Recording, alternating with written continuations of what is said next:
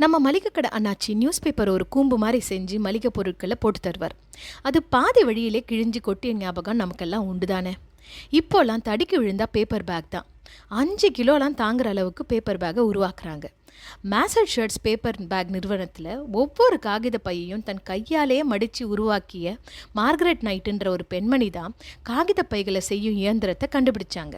இயந்திர அறிவியலில் அவருக்கு இருந்த காதல் தான் இதுக்கு உதவுச்சு.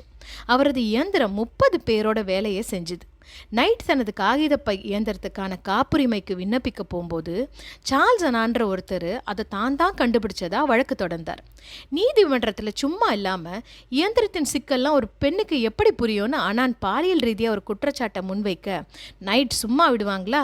உடனே அந்த இயந்திர வடிவமைப்பின் அசல் வரைபடங்களை நீதிமன்றத்தில் வழங்கி வழக்கை வென்று 1871 தனது கண்டுபிடிப்புக்கான காப்புரிமையும் பெற்றார். 1914 அவர் இறக்கும்போது 26 கண்டுபிடிப்புகளுக்கு காப்புரிமை பெற்றிருந்தார்.